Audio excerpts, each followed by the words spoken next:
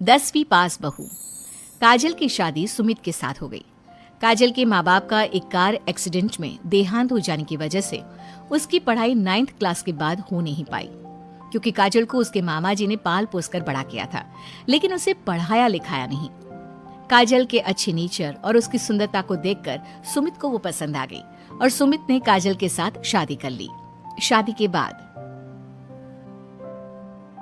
हमारी बहू भले ही कम पढ़ी लिखी है, लेकिन लाखों में एक है। सही कहती हो। पड़ोस वाले शर्मा जी अपनी बहू से बड़े परेशान हैं। उनकी कोई बात ही नहीं सुनती। अरे लेकिन हमारी काजल, वो तो हमारा खूब कहा मानती है और घर का काम भी कितने अच्छे से करती है। सही कहती है मम्मी।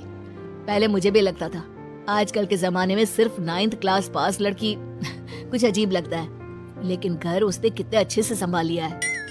अब बेटा, पढ़ाई तो वो अपनी परिस्थितियों की वजह से नहीं कर पाई, लेकिन बाकी काम तो अच्छा ही करती है।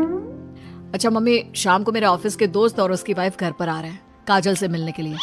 अरे ये तो बहुत अच्छी बात है बेटा, लेकर आओ तुम्हारे दोस्तों को। शाम के वक्त, काजल, ये मेरा दोस्त अजय है और ये उसकी पत्नी Sonali. Hello Kajal, how are you? Are you working somewhere? माफ करना जी, मैं आपकी बात समझ नहीं पाई। आई एम सॉरी, मैं बस ये पूछना चाह रही थी कि क्या तुम कहीं पर जॉब करती हो या हाउसवाइफ हो? जॉब? आपका मतलब नौकरी ना, लेकिन वो मैं कैसे कर सकती हूँ? ये तुम्हारी वाइफ क्या कह रही है? क्या तुम अपनी वाइफ को जॉब नहीं करवाना चाहते? अरे नहीं दोस्त, वो बात नहीं है। एक्चुअली काजल सिर्फ 9th पास है ना, इसलिए। Oh my God, are you serious? Sumit, आजकल के जमाने में और सिर्फ 9th पास? आजकल तो गांव की लड़कियां भी कॉलेज की पढ़ाई पूरी करती है। काजल, क्यों पढ़ाई नहीं की तुमने? बस मेरे सामने कुछ ऐसी प्रॉब्लम थी जिसकी वजह से मैं पढ़ाई नहीं कर पाई जी।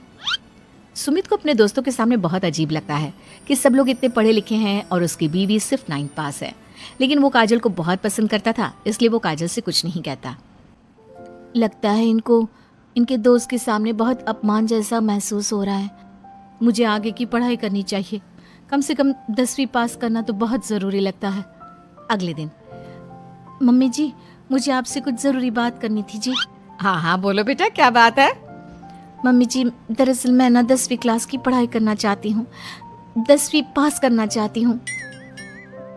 लेकिन बेटा, अब घर के इतने सारे काम, जिम्मेदारियों के बीच तुम 10वीं की पढ़ाई कैसे करोगी? पापा जी, मेरा बहुत मन है, प्लीज मना मत करिए ना जी। अरे ठीक है बेटा, जैसे तुम्हारी इच्छा, तुम 10वीं का फॉर्म भर दो। काजल खुश होते हुए वहाँ से चली जाती है। कुछ दिनों के बाद, मम्मी, क्या आपने सच में खुश होकर काजल को आगे की पढ़ाई करने की परमिशन दे दी? मेरा मतलब है, वो पढ़ाई करेगी तो घर का सारा काम, जिम्मेदारी कौन संभालेगा? अरे देखो बेटा, काजल हमारा इतना ख्याल रखती है, अब उसने हमसे परमिशन मांगी थी तो हम कैसे मना कर देते। और वैसे भी एक बार एग्जाम देने दो, उसका मन रह जाएगा।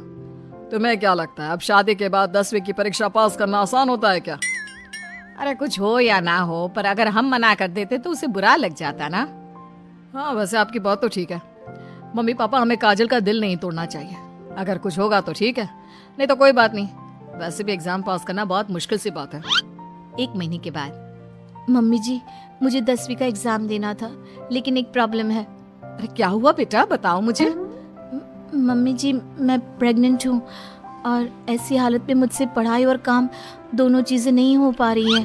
अरे कोई बात नहीं बेटा, तुम अंदर कमरे में जाकर आराम करो, हम कुछ सोचते हैं। काजल के जाने के बाद, मैंने कहा था ना, इसे अपने मन की कर लेने दो। हम मना करते तो बेकार में बुरा मान जाती। अब प्रेग्नेंट हो गई है, पढ़ाई तो वैसे ही नहीं कर पाएगी। सही कहती हो तुम, लेकिन मुझे लगता है कि बहू का 10वीं पास करने का बहुत मन था।